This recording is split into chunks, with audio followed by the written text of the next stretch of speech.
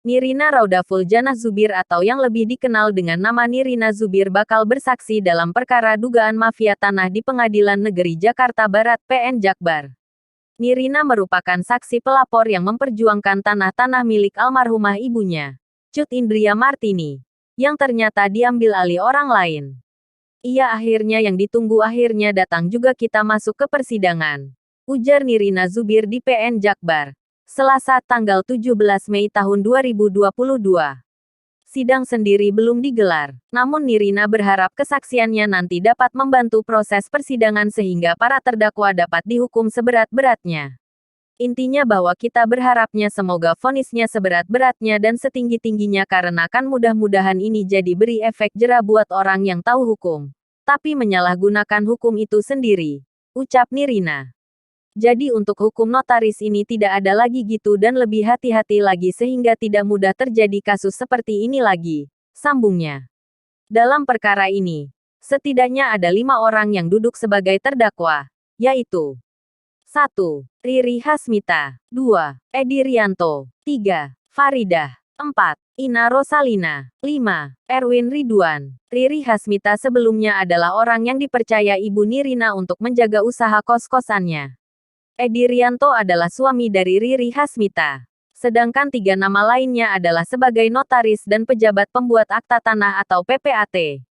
Kelimanya diadili dalam berkas terpisah, yaitu Riri Hasmita bersama Edi Rianto, Faridah dengan Ina. Sedangkan Erwin didakwa dalam berkas tersendiri. Duduk perkara. Sidang perdana pembacaan dakwaan terhadap kelimanya sudah dilaksanakan pada April tahun 2022. Dari surat dakwaan yang diterima Detikcom, disebutkan bahwa mereka didakwa dengan pasal pemalsuan surat hingga tindak pidana pencucian uang atau TPPU. Perkara bermula pada 2015 saat Cut Indria selaku ibu dari Nirina Zubir bercerita pada Riri Hasmita tentang 6 sertifikat hak milik atau SHM atas tanah miliknya yang belum dibayarkan pajaknya. Cut Indria meminta Riri Hasmita menanyakan proses pengurusan pembayaran pajak itu tanpa memberikan SHM pada Riri Hasmita.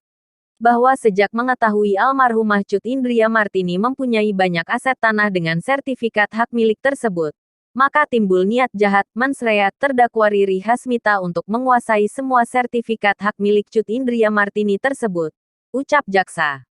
Rencana jahat itu disampaikan Riri Hasmita ke Edi Rianto yang merupakan suaminya. Mereka kemudian mengambil 6 SHM yang disimpan di dalam koper milik Cut Indria. Selanjutnya menemui Faridah untuk berkonsultasi bagaimana cara agar SHM itu dapat dimanfaatkan untuk mendapatkan uang. Atas petunjuk Faridah, 6 SHM keluarga almarhumah Cut Indria Martini diserahkan kepada Faridah untuk dilakukan penerbitan akta jual beli sehingga kepemilikannya menjadi atas nama Riri Hasmita dan Edi Rianto. Selanjutnya setelah dialihkan barulah bisa dijual atau digadaikan ke bank agar mendapatkan uang dengan cepat, ucap jaksa.